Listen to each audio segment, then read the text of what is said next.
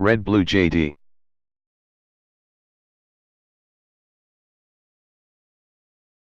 Many ways resemble Singapore. In fact, in Singapore, Rwanda is known as the red dot of Africa. So there is a lot of commonality, a lot of similar situations, which I will be sharing a little bit more in the next few minutes. Today, I would be presenting a bit on public housing. Singapore has come a long way. Singapore celebrated her 53rd birthday this year. So Singapore is 53 years old as a nation. Public housing started right after independence. So we are looking at about 50 years of public housing in the making. And the challenge for me today is to compress 50 years into 40 minutes. So I've selected some projects that I feel are interesting, that begins to convey some of the ideas that the government has, that the society has, for the community at large, and I'll be presenting very briefly to you. Yeah, the names are all there. You know, you will be able to find more information on these projects yourself, even after the lecture. And I hope that you'll get to learn a little bit more about Singapore and public housing. Yeah. So I'm going to start. So just as a comparison, how many of you have been to Singapore or have heard about Singapore before? Okay, that's good. Good, very good. Singapore is very far from here. We came from Israel, okay, so from Singapore we went to Israel for a meeting, and then we came to Rwanda. But on its own, if I were to travel from Singapore to Rwanda, it would take about 19 hours, including transit. So it's very far, but Singapore is very, very small. If you see, the red is actually your nation, the beautiful Republic of Rwanda, and right in the middle here is the size of Singapore to scale. Singapore is 38 times smaller than Rwanda. Okay?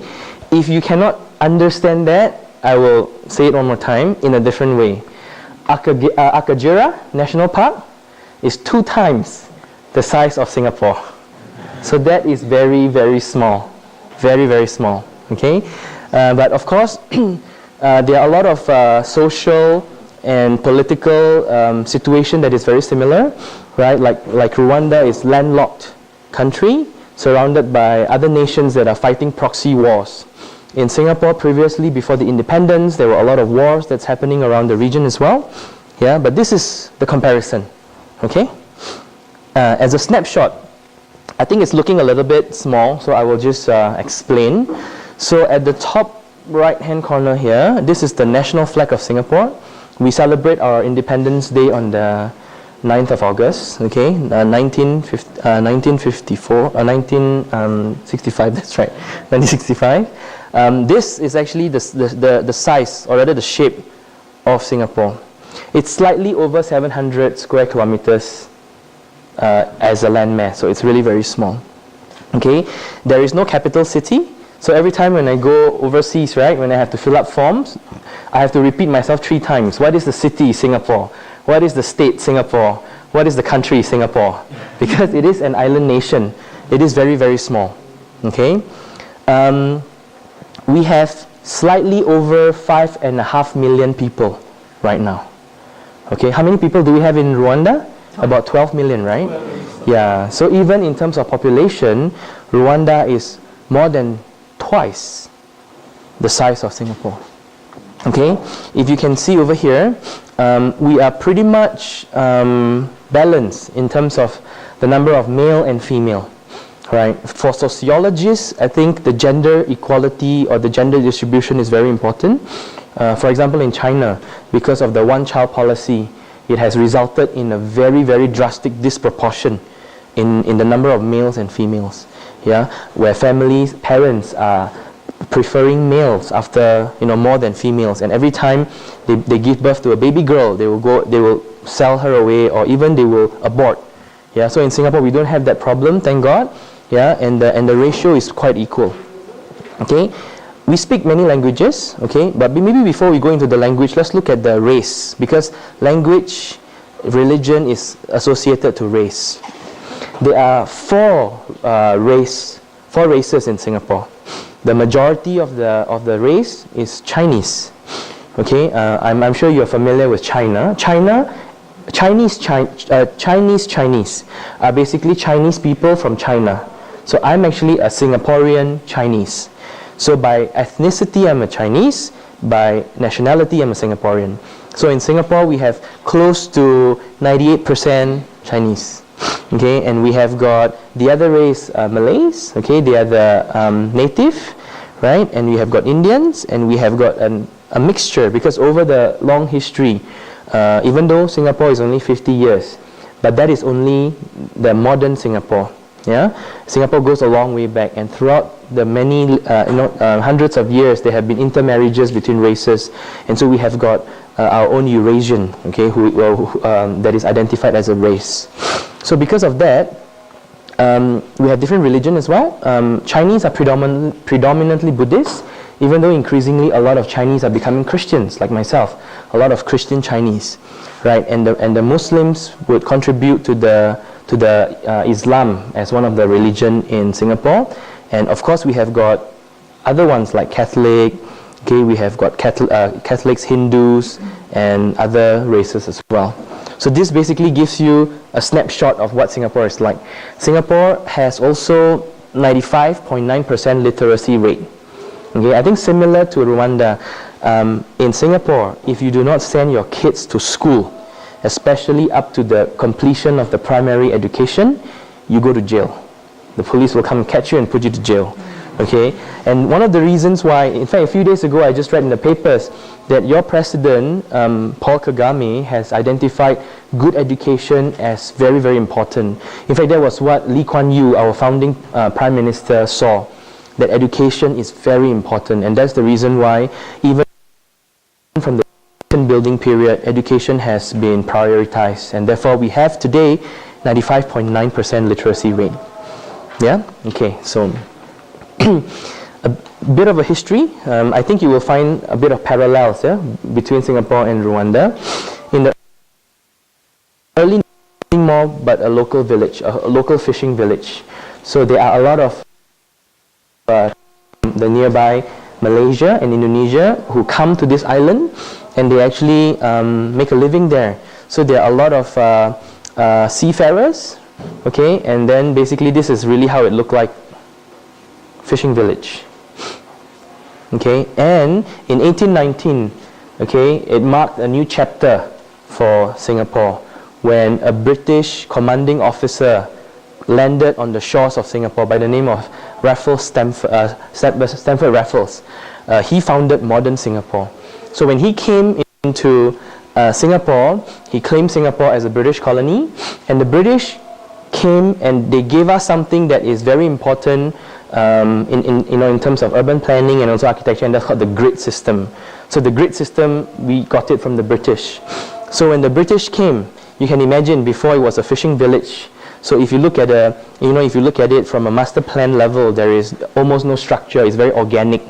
Wherever the river flows, wherever there is sources of food or sources of living, people would congregate, and that would become settlements.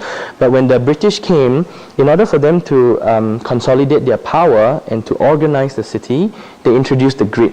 With the grid, they are able to differentiate the top and the bottom, the left and the right and the center because of a grid. And then with the grid, they begin to put people in different parts. The Chinese would all be in one area, the Muslims will be in one area, the Indians will be in one area, and the British colony, the British government headquarters, do you know where they are? In the center, that's right. So in the center is where the power is coming from. Okay, so as you can see, with the British comes a new form of architecture, a new form of building typology. So you get very colonial style buildings happening, especially the government buildings, right? And architecture was actually used as a device to promote imperialism, like how the British is seen as the master and everybody else are seen as the subjects. Of course, that did not remain like that. Okay. After the British settled, a lot of the Chinese merchants, Chinese business business class acquired a lot of power and a lot of money through business dealings, and you can see that there is almost a hybridization of culture, where you get Chinese people, cutting off their pigtail, and then started wearing suit, and so there is that cross-pollinization between cultures, right? And so the Eurasians came about, In 1942, it marked a very sudden, departure and another chapter in Singapore history. It's a very gruesome chapter because it was around the Second World War. So in the Second World War, the Japanese came. Of course, the Japanese went to different places, to Manchuria, to China, to Japan, and all that. But they also came to Malaysia and Singapore. So 1942 to 1945 is actually known as the Japanese occupation in Singapore, where the Japanese came and the British very quickly and conveniently, I must say, surrendered. And so Singapore became a subject of the Japanese. And it was very horrifying because in the short course of 3 years, we lost a generation.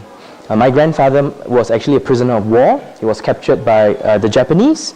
He was tortured. A lot of his friends, young and fit male, were all killed because they don't want any uprising. They don't want anybody to come against the Japanese. So it was really, really a very terrible time. It cannot even be compared to the genocide that happened in Rwanda. War is really, really disastrous, very disastrous. We lost many people.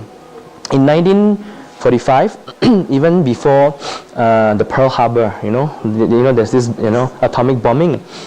Japan, the Japanese Empire started its decline, right? But of course, the 2 atomic bombs that were dropped by the United States really dealt a very big blow to the Japanese. And in 1945, the Japanese surrendered. When the Japanese surrendered, the British wanted to come back. They're like, hey, the Japanese are out, we want to come back. And it was during this time that few brave men came forward and said, no, we are not going to let the British come back.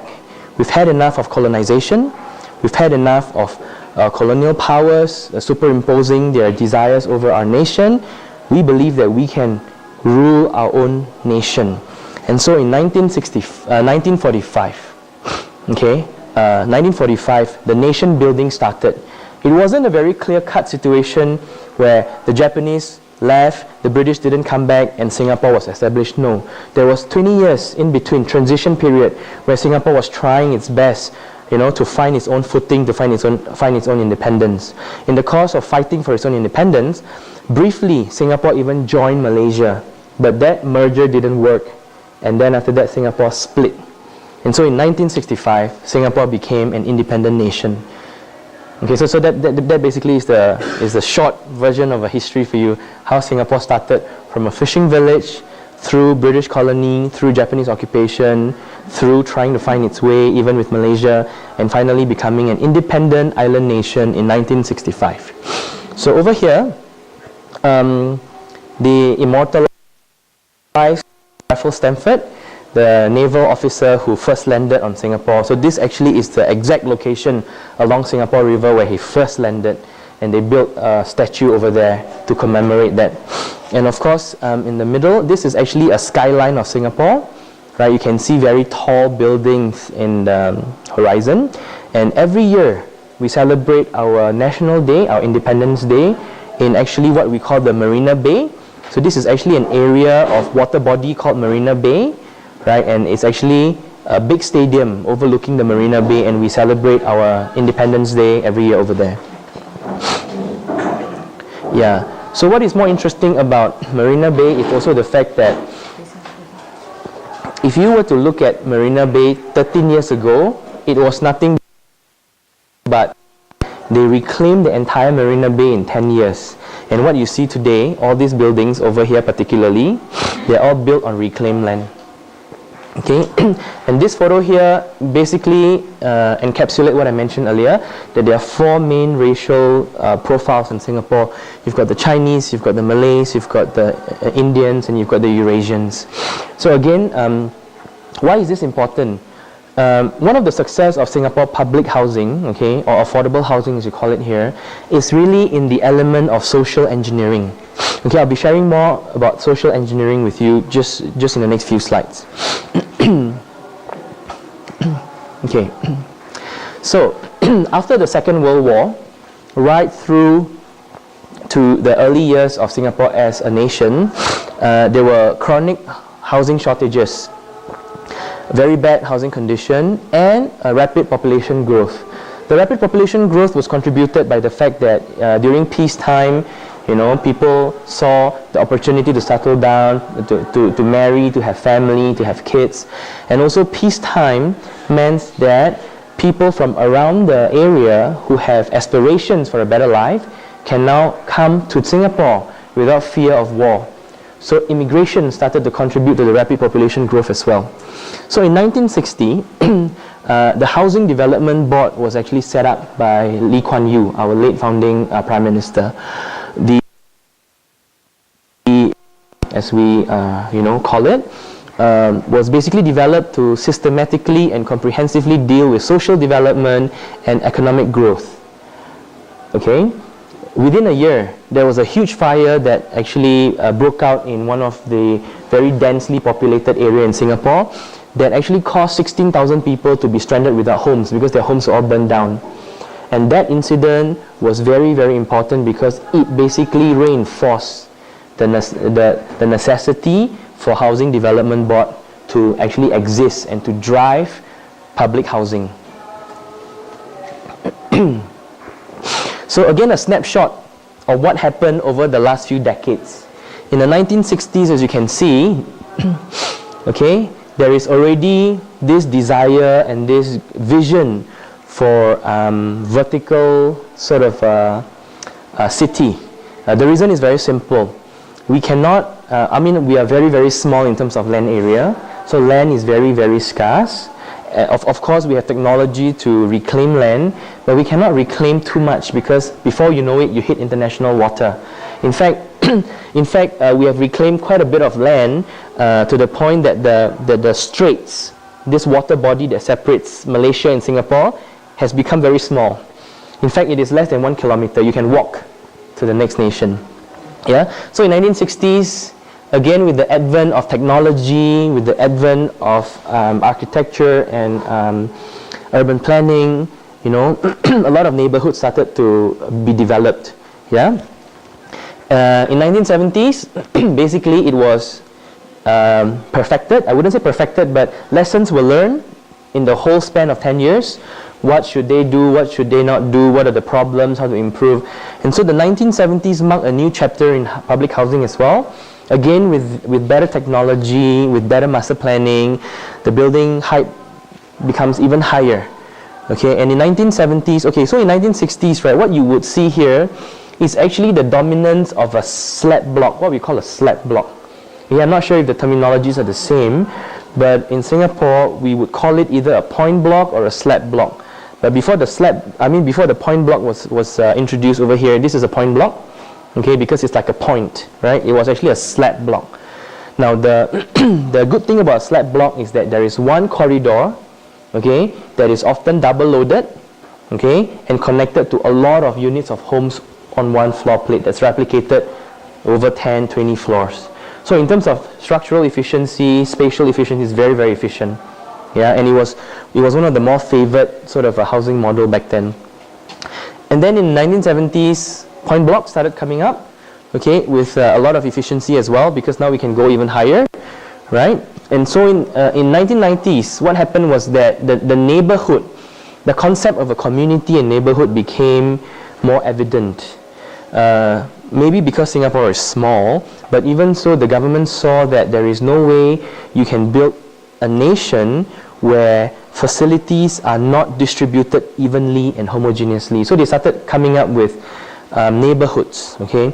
And the idea is that if I stay in this neighborhood, I can get everything I need in that neighborhood. I can live there, I can work there, I can play there. Okay, all the medical needs will be there, all the religious needs will be there, all the retail needs will be there. And if she lives in a different neighborhood, okay, her neighborhood would be self-sufficient as well. There is actually no need for me to go to a different neighborhood just to get what I need. Okay, so the idea of stratification, growth. And so again, public housing evolved.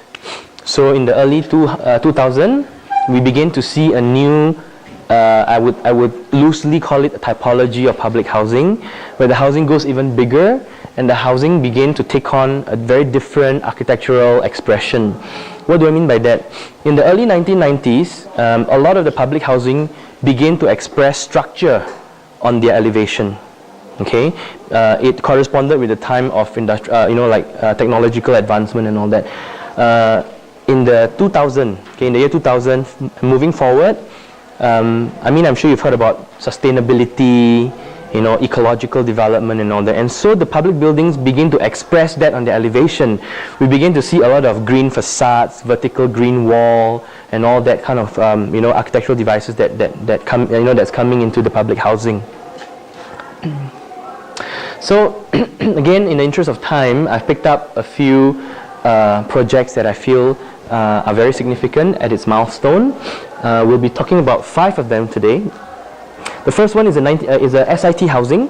SIT housing was actually done by the British before they left. They started developing the prototypes of public housing. Okay. Even currently, right now, if you go to Singapore, and I do hope you get a chance to go to Singapore sometime, they are being conserved. So you can actually see them. They are conserved, but then because they are not so relevant anymore, they have been reused. So what happened is that a lot of the housing, SIT housing, becomes studio offices, or a lot of SIT housing has become studio apartments or SOHO, small office home offices. Yeah, and then of course we will look at the 1960s, the typical HDB. Again, HDB standing for Housing Development Board flats. And in 2010, at Duxton, this is a very interesting project. It was the first public housing in Singapore to go up to 50 stories high, 50. It's very, very high. It was the first one in Singapore, and it was also the first public housing in the world to have 2 green deck. So the green deck actually combines 7 blocks into one big housing block. Then the next one, I'll be sharing a little bit on Skyville at Dawson, where the same concept of living up in the sky and having greenery at different floors are further developed. Okay, and of course the last one is actually Kampung Admiralty. This is a very, very new project. It's still being constructed at the moment. But the idea again is about integration, about cohesion between the different segments of the society. So let's look at SIT housing. So SIT housing, as I mentioned, represents the first few public housing built in 1963 by the. Sorry, I think there's a typo there. In 1927 by the British. Yeah. So around that time, they started testing different models, and so as you can see, the houses are fairly small. Okay. More often than not, it's not more than 10 stories high. Right. Predominantly, it's about 4 to 5 stories high. Right. Basically, it was modified on a shop house typology, embodying Art Deco elements and exposed spiral staircases, courtyard, and kitchen airwells. So these were some of the things that the British have learned from Malaysia, because before Raffles came to Singapore, he went through Malaysia, Penang, Malacca, and Singapore. So there are a lot of things that he did in Penang and Malaysia. Some were good, some were bad, and he took on, the good things from there, and then he developed it in Singapore. If any of you are interested in shop houses, right, if you were to study Penang, Malacca, and Singapore, you will find that if you put these 3 together, you will find that the shop houses in Penang represent a more basic form type. Okay, and then when he goes on to Malacca, it was further developed, and in Singapore, it was the most sophisticated, where there are up to 4 different types. Yeah, so this SIT was actually based on that. Okay, this is a site plan. Again, you can see very clearly when the British came, they brought their grid thinking with them, their grid system with them, and so they began to put order in this order. They begin to categorize things, and so you begin to see site plans. You begin to see blocks of houses being rationalized, being put in a plot of land in a very systematic, in a very rational way. And this is actually a typical floor plan of how this looked like. So you would come up the stairs. At that point in time, there is no lift yet. So stairs coming up, and then you would reach, hang on, let me just get my cursor. And then you would reach the main door. You would open up into the living room, okay, which also doubles up as a dining room. And then with the kitchen, with the toilet, okay, and then 2 bedrooms. So this was the basic type that they had.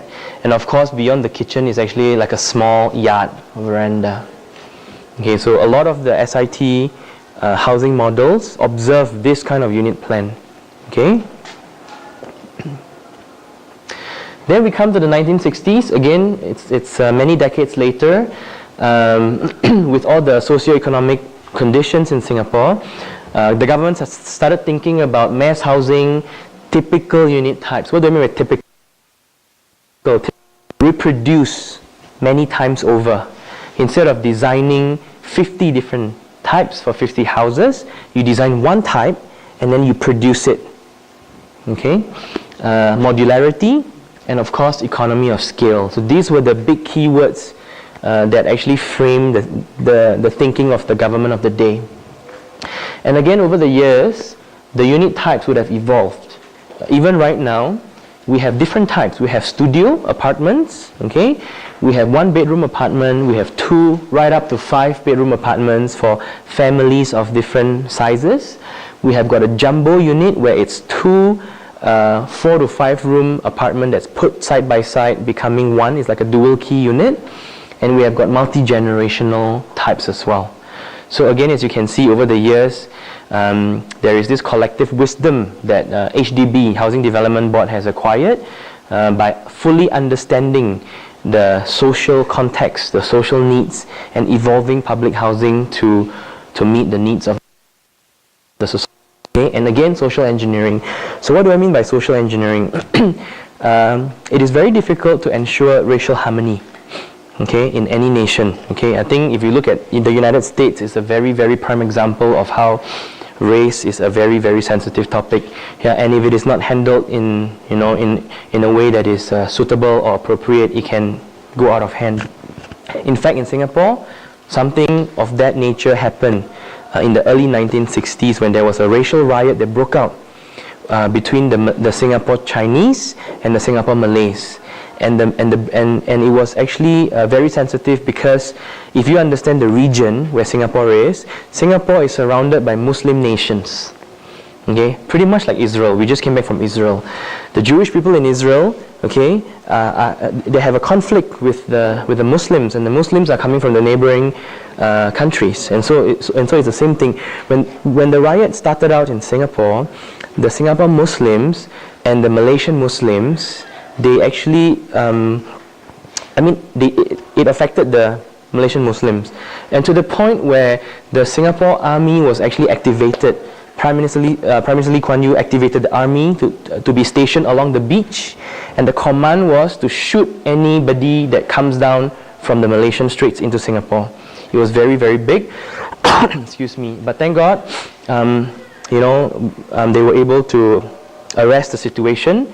Okay, and when everything was eventually resolved, it was a very important lesson learned that we need to live together in harmony, regardless of race or regardless of religion. In fact, this phrase, regardless of race or religion, became a part of our national pledge.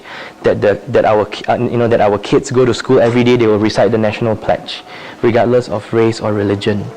Yeah, and so how does this actually manifest in this, what you call that, public housing? So what happened is that HDB has devised a series of social engineering measures. One example is this. Imagine a block of flat like this. Okay? You would imagine that there would be a mixture of Chinese, Indians, Muslims, and even Eurasians, right?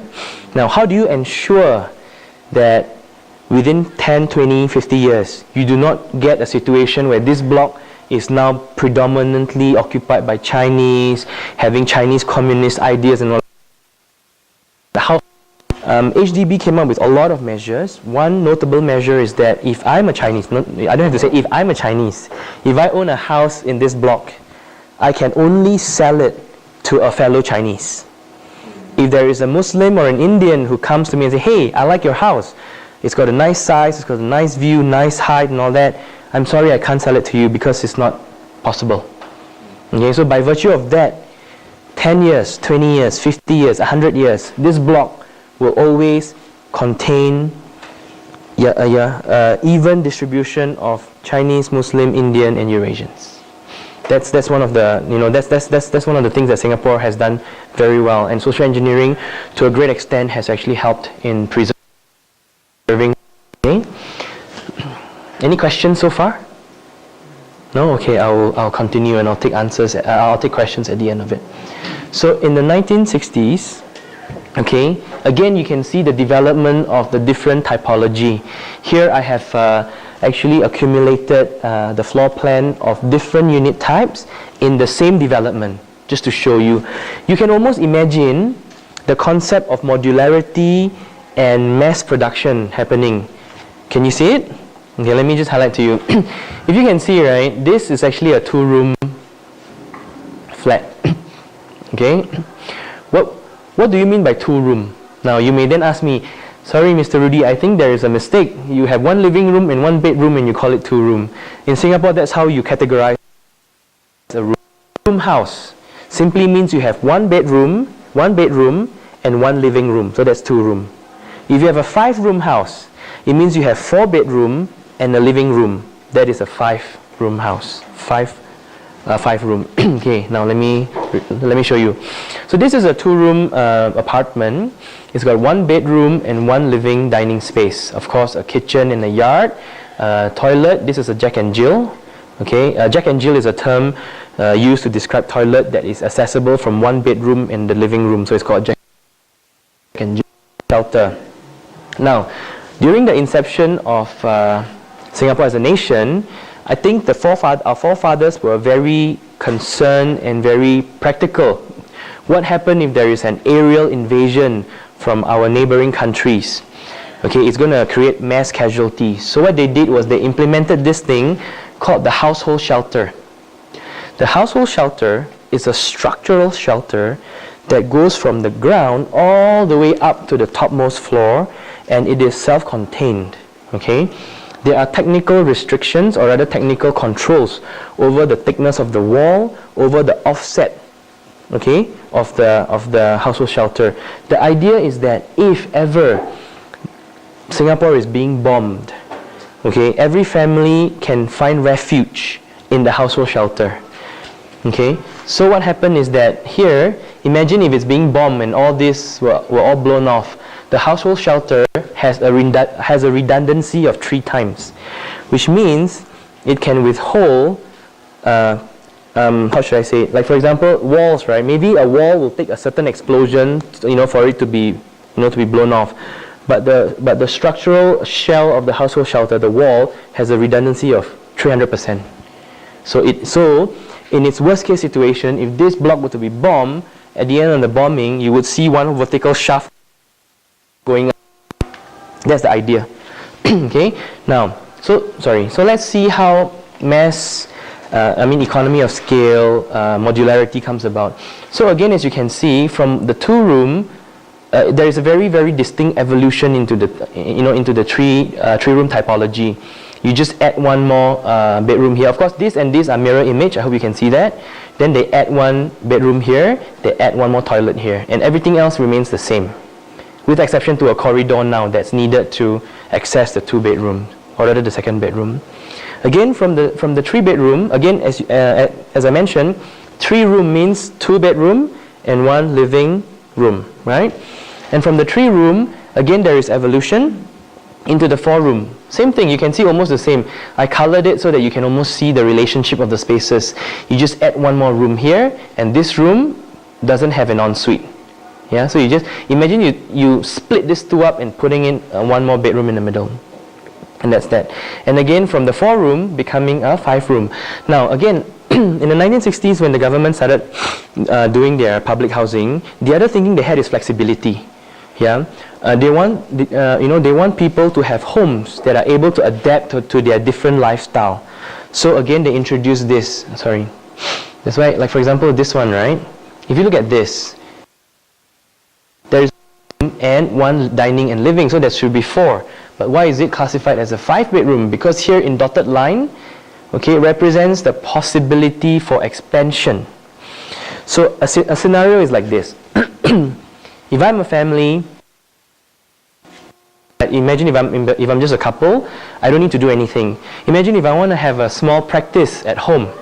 I can then start to wall this up to become a small office, and that would be my home office. Or if I suddenly have a child, I could build this up and this becomes like a baby room. Okay, so the idea is that a house that can follow you through at least a few seasons of your life without having the need to actually sell and buy a new house, right?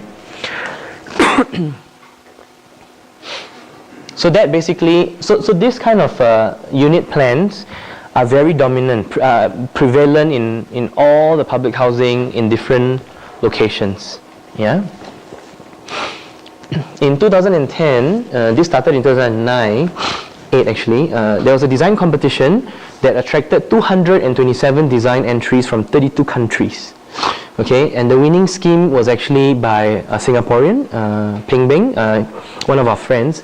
So he did this scheme where it's called Sky Houses Flying Green. It was actually praised for its simple and effective design that successfully incorporated and reinterpreted the existing landscape. So again, as I mentioned, this is the first 50-story public housing in Singapore, and it represented a new urbanism where right now, at this point in time, you are actually able to fit in a lot more people within a square meter. So the whole concept of what it means to stay in a city or a vertical city or a super city is being redefined.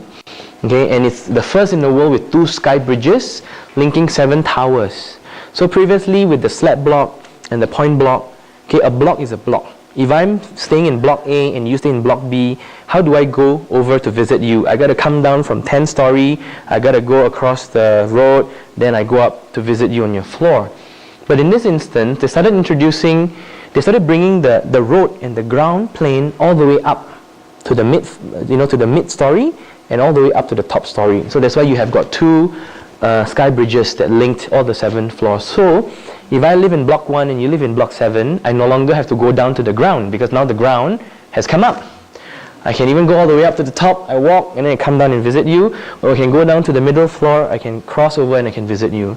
So this is a new idea of living in a vertical city. Yeah. And interestingly, the 7 towers were effective enough to provide 1,848 homes with different combinations of bay windows, balconies and planters. And out of that came 35 distinct subtypes, housing subtypes. Again, in the interest of time, I don't have the slides, but if you just do a research on Duxton at Pinnacle, you can very easily find all the different floor plans, and you can see how the architect plays around with different balconies, different bay windows to create a very interesting subtypes. Yeah. In a big development like that, one of the things that we must remember as an architect is to be able to create delightful homes for people. And one of the ways to introduce delight is to actually introduce choices and opportunities for people. So when they come into this place, they would have different types to choose from, right? But again, having said that, don't forget what I mentioned earlier, that public housing must be effective, must be efficient, must be low cost, and therefore modularity is still very important. So you can almost imagine if you have 5 types A, B, C, D, E, 5 types, and you have 5 different subtypes for balcony. So you can have subtype A1, A2, A3, A4, A5, B1, B2, B3, B4, B5, and so on. So that's how they actually create a wide variety of houses for different kinds of people. Yeah. So I'm going to show you the drawings. So if you can see, this is actually the site plan. And the reason why it sneaks around is because there are actually conservation shop houses all around it. Okay? And this building snakes to basically ensure that there is no overshadowing. If it doesn't snake in this way, then this temple over here and all the low, the 2-story shop houses would never see sunlight because of its position. Alright? And so this is a very, very sensitive approach to actually building high-rise and building a very modern public housing in a conservation area. Okay, and this is a schematic drawing showing you the ground, okay, and how there is even a third-story environmental deck. So what happened is that if you were to approach this building, you would actually start here. This is the so-called main entrance. And then you would take a series of steps or ramp that goes up to the third floor, and this becomes your environmental deck. And the reason why they do that is so that the first 2 floors can be fully released for car parking. Okay, so that the cars will then be parked within your development. If not, then the problem of car park will overspill to the neighborhood, right? And bearing in mind it's actually conservation area, so we don't really have a lot of car parking in that area. Yeah, and then so you have got another sky terrace or bridge on the 24th floor, and then the last one at the topmost floor, on the 50th floor, is a second sky bridge. Again, this is a typology. This is a unit plan of a selected unit. Again, you can see how they've learned from the 1960s model, right? They don't reinvent the wheel, because whatever works will continue to work, but we have to adapt to changing times. Okay, so by doing that, right, the cost of the housing can be kept low because there is really economy of scale. Okay, again over here you can see the household shelter, yeah, over here, right? And again, entering from here, living, dining, a corridor that brings you to your rooms, and a common toilet, and then the last one would always be the master bedroom with its ensuite. Then we move on in 2015. Okay, now interestingly, I must mention this. Now, in the 1960s, Housing Development Board (HDB) was tasked with the job of providing public housing. Okay, and sometime in early 2000, actually what happened was HDB privatized their design arm. So their design arm became what is known today as Sabana. You would have known it, Jurong Sabana. Okay, SJ. Sabana Jurong was the one who did Rwanda master plan. But before Sabana Jurong became Sabana Jurong, it was just Sabana International Consultants or Sabana Corporation. And so that was part of HDB. So when HDB privatized Sabana, they signed a moratorium to say that all public housing projects will be carried out by Sabana. So in that sense, Sabana focused a lot on public housing. But at the end of the moratorium, public housing became accessible to private architects. Okay, and so private architects who are hungry for jobs, who have got fresh ideas, started taking up design competition to compete with Sabana for HDB. And so in 2010, Duxton Pinnacle was one of the early competitions. And again, the government saw how competition is very beneficial and very good, right? With more players coming in, with more ideas, they are able to award the project to the one with the best idea. All right. So in 2015, again, for Skyville at Dawson, it was through public competition, and 2 parcels were awarded to 2 separate private architects, SCDA and WOHA. So this is one of them. Okay, there was an overarching theme. Around this time, the socio-economic conditions of Singapore have changed. If you are familiar with Singapore is an aging population where people are marrying late, and people who marry late don't really want to have children. And so again, public housing took on a different form to encourage family friendliness. So in this particular housing pilot, family friendliness is actually a very important component. And so this particular development was awarded Platinum Design Award for sustainable rating with passive design strategies and precast components for increased buildability. Again, here you can see sustainability, economy of scale, the ability to mass produce, modularity are all still being retained, okay, but it's been improved and it's been evolved. Okay, now, so in this one, can you imagine in Kigali, what is the tallest building here? How many stories is it? Sorry? 20, okay. 20? 17? 20? Maybe around there. Maybe around there. Okay, but can you imagine, even with Duxton Pinnacle, staying 50 stories high, 7 blocks, you basically share a home with 1,847 other people. So you can imagine the density is crazy, right? So even with this, as you can see from the elevation, it's very compact, it's very condensed, but still it's very livable. So the idea behind this was actually having a sky village. Okay, what is a sky village? A sky village comprises 80 individual homes. So this is a sky village, and if you look at this, right, you just follow my cursor. This one particular unit is actually 80 individual homes. Okay, which is this one. This is one sky village. Okay, and so a sky village would share a naturally ventilated community terrace and garden. Okay, and every tower would have 4 vertically stacked sky villages. So this is 3 interconnected, and every block would have 8, okay, of this, okay, that represents 960 homes. Okay, again, the concept of bringing the ground up is still there, so that 960 people do not need to compete for the ground plane. The ground plane has been brought up to intermediate levels here, here, and here, and of course at the top. So if I'm staying here, where my cursor is, I would go down here. Oops. I would go down here. This is my sky garden. If I'm staying here, I have the option of going up to this sky garden or going down to this sky garden. So that's how they actually ensure that every family, every person has access to greenery, has access to open space, has access to public facilities. Okay? Apartments, again, apartments have flexible layout, okay, with 3 different floor plans for each type of flat. Very rarely will you find a block of flat having one type of housing. Very rare.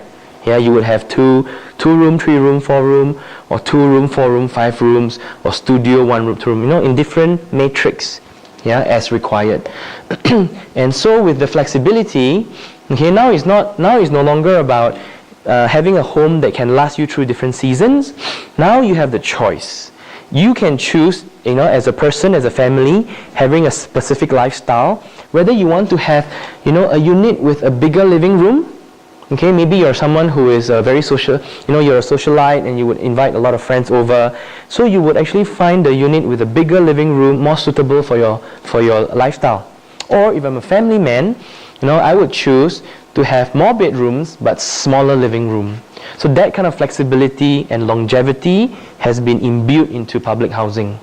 Yeah, I'm going to show you some of the drawings. This is the site plan. Okay, again, there is no overlooking issue, there is enough ventilation, cross-ventilation, efficiency, right? So this is the 3 blocks that I'm talking about, and this is actually the communal deck where you've got car parks and you've got a rooftop garden as well, what they call an urban plaza. Okay, so this guy is this guy in section. The section is cut across here, okay, or rather to your left. Okay, so this is the public plaza, and this represents the residential block. Again, you can see the 4 stacks, okay, and the original ground plane, environmental deck, intermediate ground plane, intermediate ground plane, intermediate ground plane, and the rooftop garden. Okay, so that's what we have been doing.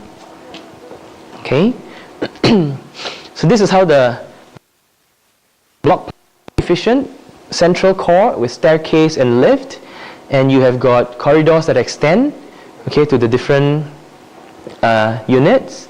They're all angled to prevent overlooking, okay, and to make sure that within, like when you approach the building, it no longer looks like a monolithic building, flat, wafer or pancake building. It now has a different architectural delight to it.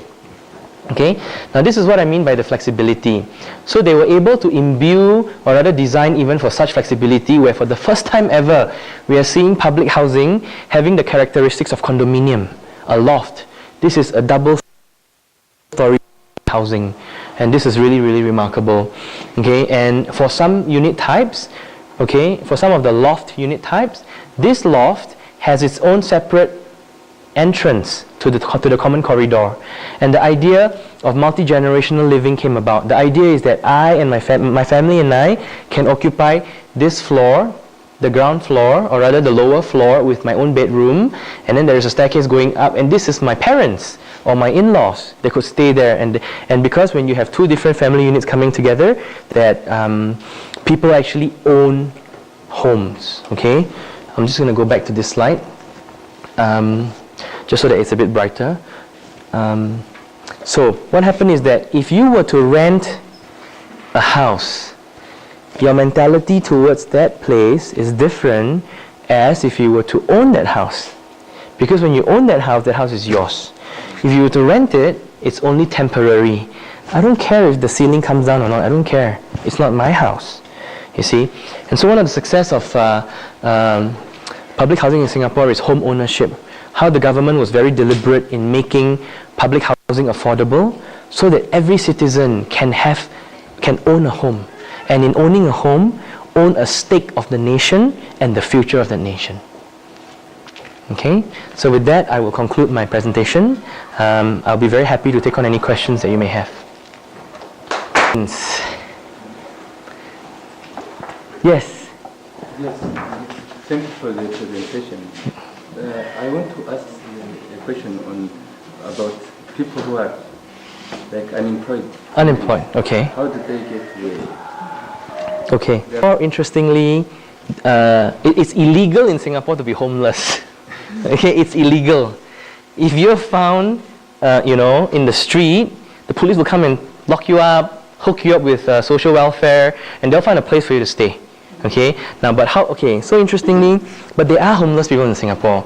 So in Singapore, we are involved in a Christian ministry that actually goes out to help the homeless people. And the homeless people, they actually come out only very late at night.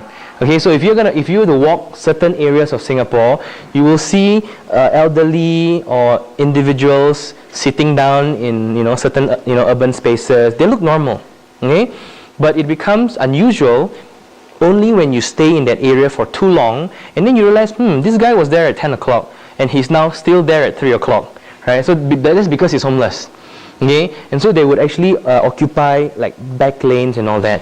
But having said that, right, it's very, very minimal. In fact, there's only one area in Singapore that I know still exists, that still has homeless people. But what happened is that the government has a lot of systems in place. The moment they identify you as someone who do not have a job, do not have family, or you basically belong to, people who can benefit from help, they'll help you. Okay, I'm going to use the elderly as an example. Now, what happened is that there are many elderly people in Singapore who are, without children, or whose children have passed on before they do, and they're all by themselves. And so what the government does is through grassroots meaning to say at the community level. So the government supports grassroots organization, and the grassroots organization will reach out to all the people in the neighborhood, and they'll identify, this person, so and so do not have enough money, do not have family, and they'll support them by hooking them up with the government, and the government will actually make sure that they're able to stay in a home. So a lot of houses in Singapore, they are actually one-bedroom apartment, okay? And the reason it's one bedroom is because in that one bedroom, you put 2 single elderly people inside. Yeah, and so likewise with the homeless, they will find you, they will take you off the streets, they'll put you somewhere else, so that you would have a home.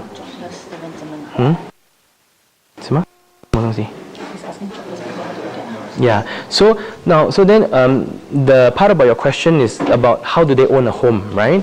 It's heavily subsidized.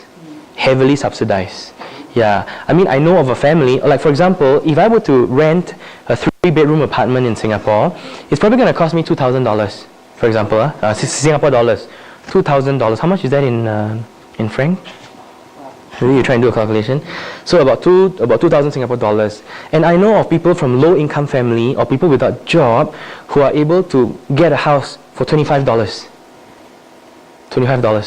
But of course, you may not get the very high end type, but at the very least you have a roof over your head, you're protected, and there are social welfare groups that are looking after you. Yeah. 2.3 million Rwandan franc per month. Yeah, 2,000 Singapore dollars. Yeah, correct. But for people who are in need of help, the government has a lot of subsidies in place. Yeah. Yes. Thank you for the good presentation and the great efforts done by the government. You come from far, and you are doing well. But now my simple question of curiosity.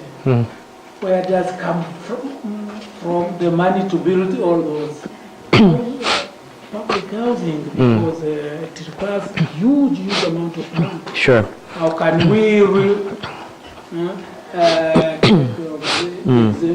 from Singapore to improve our situation? Because favoring, the law doesn't favor the development of informal settlement, but people manage to build their houses and detach their houses, and this cannot continue. Yeah. So I think that's a very interesting question. In fact, it's even more interesting if you were to understand Singapore. Singapore has no natural resources, no water, no minerals, nothing. The only resource that Singapore has is what we call human resource. Human resource. And that's the reason why even in the earlier slides, I actually shared about how literacy rate is very high. Right? The government supports education, supports businesses, and the government themselves actually engages in a lot of businesses. We have got Temasek Holdings and GIC, which are government supported, okay, and they actually the investment all the taxes that comes through various streams are being managed in a very effective way. Yeah, and so as a result of that, Singapore has, of course, the amount of reserve the country has is actually confidential. Nobody knows how much, but we believe we've got a lot of money sitting, in the government safe, and that actually has been used to fund public projects. Okay, to give you an example. Train systems. Okay, the train systems in Singapore, they have master plan for trains for the next 20 years already. Okay, in fact, from its beginning, they actually projected a 40-year master plan for all the train lines, and the government would actually keep all these very big projects and release them during recession, so that whenever there is a recession, and again, because Singapore is very open as an economy, if there is a recession in a neighboring country, it affects us, and so every time there's a recession, public projects, just to keep an equilibrium of the economy. Yeah. So to answer your question in a very simple way, of course, the whole financial structure is very, very complicated, but it's through very good management of public funding, and the government believes in supporting public projects. But the talent before Yeah. the government officers get funding. Yeah. Yeah. Yes. My question is, by the basics, Rwanda has many similarities with Singapore. Right. So how do you integrate this culture or housing of skyscrapers, affordable housing in a culture like Rwanda? So far, the apartments haven't been doing well in Rwanda. I don't know if it's about affordable, it's affordability or the culture. So how can you integrate this architecture in Rwanda? Because sooner or later we'll have to deal with it. Okay, I think what the slides have shown you is 50 years in maybe more than 50 years in 40 minutes, right? And so, of course, at every stage and at every chapter, Singapore has its unique set of difficulties. Like, for example, if I were to look at, this. Even from the SIT housing to this, there were specific problems that they faced, whether it was technology, whether it was affordability, whether it was social integration. But I do believe that it's very, very hard to copy and paste the exact model from Singapore to Rwanda, because we must also understand that architecture operates from different contexts. So I think understanding the context, revolving around affordable housing and mass housing is very, very important, because what works in Singapore may not work in Rwanda. To give you an example, the Chinese government started looking at Singapore public housing, and they actually started to get Singapore, Sabana Jurong, to go to certain parts of China to do it. And again, I was from SJ for a while in my early days, and then again when we were there, we found out there were specific problems that were very different, and so the different contexts would require a different set of solution. Yeah. So there is no easy answer to that question, but I think it comes from understanding the context and the importance and the priorities of that time, and and addressing them, and then working along them. Again, you see like how we have evolved. Let me go back to that slide. We have evolved. If you look at Kampung Admiralty as a public housing model, it didn't start out like that. It started out as this, that evolved into this because of specific cultural, socio-economic challenges, and then again it evolved to this, and eventually this. Yeah. I hope that answers your question. Okay. Yes. I think from this question, Okay. I would like to know more cultural resistance, because normally when they are fishermen, we are not used to live in very high buildings. Now they are going to live on 5th floor. Yeah. Was there any resistance in terms of culture and changing behaviors? Okay. Can you share about your like how everybody, from fishing village, yeah. Sure. Okay, so back in when Singapore first started, right, people were staying in little houses, slums. Yeah, slums. So the moment government starts this, everything takes a shift. So Yeah. from low to 3-story, 10-story. So, but people were excited because we have in slums we have problem dripping, Yeah. water problems, slum problems. To this, people were excited. But the idea about people owning homes, this home is now mine. So although the SIT is old and small compared to now, but people took pride in it, and everybody started to started to take care of their homes, and also to realize the importance. And the government has this. Although you buy this home, the government still has control to take over your house. Yeah. So if you were to give trouble to your neighbor, you don't abide the law, Yeah. you rent to illegal people, example things like that, they will take over your house, you will lose your home. So people have the mentality that they do not want to lose their home. Yep. It's precious. Yep. So the mentality of people were to, although there are changes, but they take time. Yep. The mentality of protecting, keeping the Yep. home is more important Yep. than all these things, so they overcome it. Yeah. So what they do is, in those days, they call this the kampong spirit. Kampong in the Malay word means family spirit. Yeah, so although it's difficult, but everybody helps everybody. So when people move to slum to this, there are people who are afraid of heights or do not know how to use the lift. They do not understand how to use the lift. They do not understand how come the rooms are like that. Why are they so near to their neighbor? Yeah, but the kampong spirit, the family spirit, help them. I will help you. So you see people going to the neighbor's house helping them. Yeah, if they're So last time there was no TV. If you have a TV, you are rich. From slums to the house, no TV. So I remember my grandfather told me the story. TV is black and white, and all the neighbor will come to my house at the window, looking at the TV like that, and we were very proud. We were very proud. Oh, come and see, it's nice. We will share. So the mentality, number one, about protecting my home, I will not lose it, and number two, help each other. Help each other. So they overcome each problem together. Yeah. Okay? And number three, today, Singapore is different because Singapore has developed so quickly, 50 years, and look at what we have become. When Mr. Rudy said that we have no water, no vegetable, today we still don't have. We buy water from our overseas, vegetables from overseas, we have nothing. Nothing. Yeah. So when I come to Rwanda, I'm like, wow, land. Wow, we have so many things. Yeah, we have nothing. But you see, we have nothing, and therefore what we have, we really cherish. We cherish, we take pleasure, and it's important. So it's important for us not to harm each other. Yeah. So until today, the idea about owning, about helping each other is very important. And the government keeps telling the people, help one another. Be happy. Because different race staying so near each other, you see every window is one family. Different race comes together, there will be differences. The food they cook, we don't like. The songs they sing, so noisy. The different culture come together.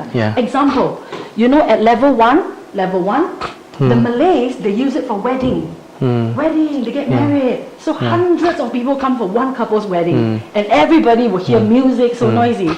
The Chinese, like us, we use that level when people die. Yeah, the same space for The funeral. same space. People die, they will come and cry, Yeah. So if we were to get angry, these people die, and the next day people get wedding, Yeah, so they get angry, but they understand. The government keeps saying, live together in peace. In peace. If not, you may lose your home. And remember, Yeah. were living in slums. Sure. So the government always help us to Yeah. remember Yep. and encourage us to protect this Okay. always. Okay. Yeah. Thank you. So if I can summarize that, I feel like the resistance that the resistance that the people face is real, but the resistance was overshadowed by excitement and joy.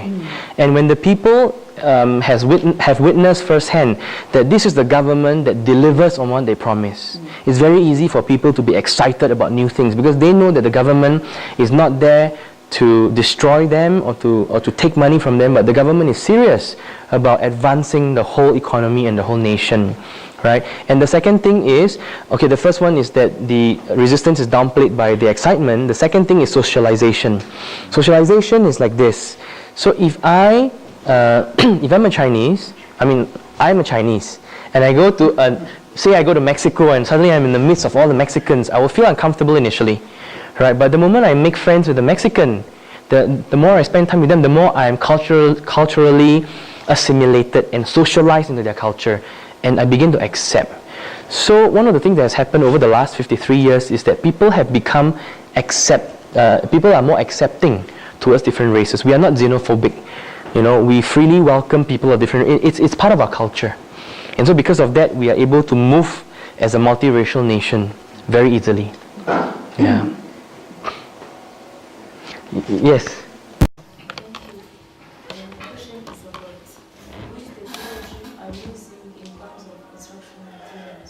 Sorry, come again? Construction materials.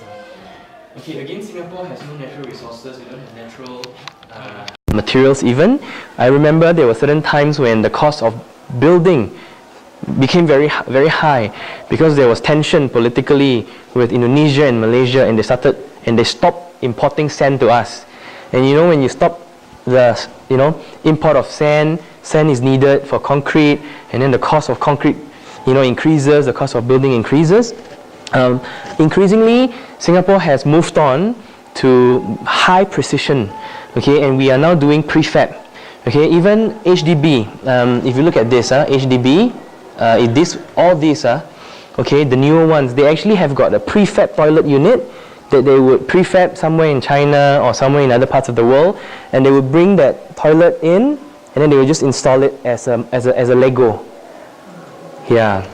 And so that is the future for public housing in Singapore, where everything becomes modular, it becomes easily mass-produced, easily prefabricated, okay, so that you bring it on site and you assemble, and it will just go. Yeah. Green, so flowers and all, everything is like village. Yeah, and also as I mentioned in the previous projects, right now the housing, public housing is becoming more expressive towards sustainability and green. So there's a lot of all these green that's being experimented and being incorporated, from rainwater harvesting to solar panel, and even the use of grey water and all that. So these are some of the things that are constantly being incorporated. Yeah. Yes. My question is about the planning. You have seen that Singapore is a small country. Yes. And we know that the number of people, the population increases with time. So why planning? How do you ensure that the proposal of the future plans will match with the number of the people that will be there? Sure. I think that is a question that cannot be answered completely with architecture. Okay, it is political in many ways as well. It's true. Singapore currently stands at 5.5 million. It's projected to increase in the next 20 years to 7 million, 8 million. And so the government has actually started thinking about Singapore. You can go to YouTube and you can Google Singapore version 2.0. It's actually conceptualized by one of my mentors, Professor Teh King Soon from the National University of Singapore, where he began to envision how green belts could actually be transformed into future vertical cities. But of course, the reason why I say it's not completely architecture is the fact that with increasing immigration, the Immigration Authority has stepped up its immigration policies. so that people are able to come into Singapore to continue to work, because human resource is important, but increasingly it's becoming harder to become a citizen. And if you are not a citizen, very unlikely you can buy land, especially landed properties.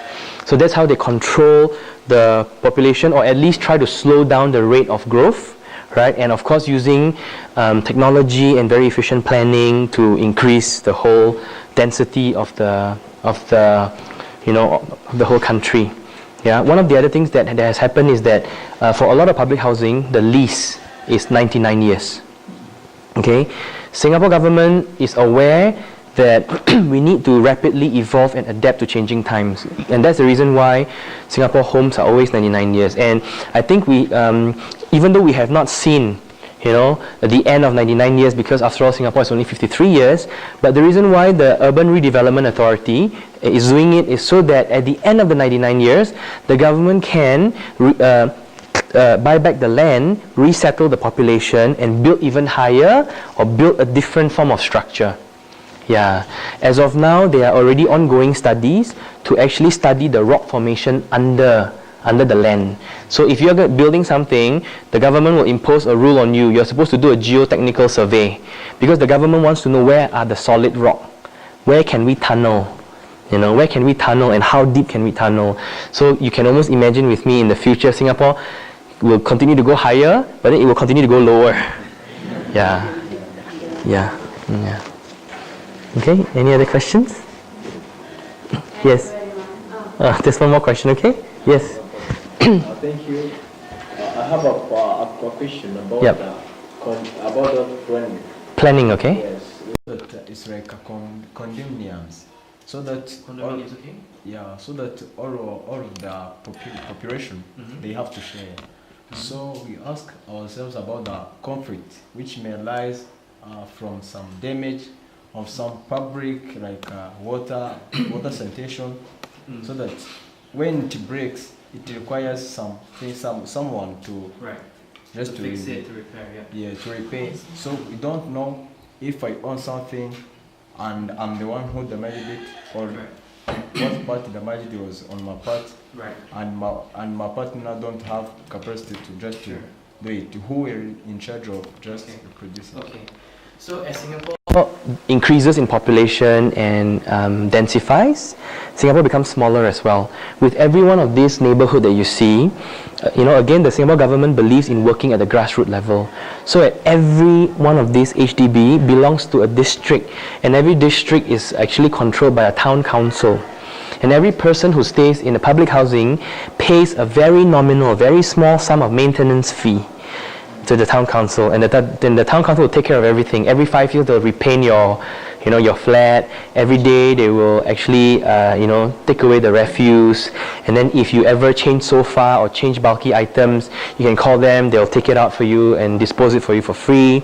If the corridor, if there is structural problems, or if the light bulb is faulty, or if the lift breaks down, you can just call them, and within 3 hours they are here, they'll evaluate it, and then they will fix it. Yeah, again, it talks about ownership. Yeah, the town councils are there to support, but you pay a nominal maintenance fee to the town council. Yeah. Yes, elevate themselves from I wouldn't use the word poverty, but how they are able to jump across social classes is through public housing. Is an asset. One of these, they cost millions of dollars to own. I think if you look at a 5-bedroom, it has gone up to over 1.3 million Singapore dollars, right? But the thing is that for the people who are able to buy them early, and then they keep it for a while, and then the price will increase by a lot, and then when they sell it, it's actually an asset. They get money. Again, it goes back to the idea of ownership. Yeah. Okay, thank you.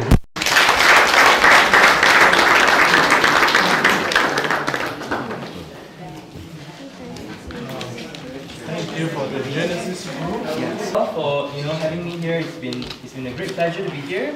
If you have any other questions or anything, please feel free to contact me. I will make my email available. Yeah, and I look forward. Yeah. We have Professor Emmanuel from Geography, also in the manual. So we really appreciate your attendance here, and you are welcome always. And if you need, you can organize your talk. We have Alicia, she organizes the talks every time. If you need, you have something to tell us. Yeah, very organized. We'll be more than happy to come back. Thank you. Thank you. Red Blue JD.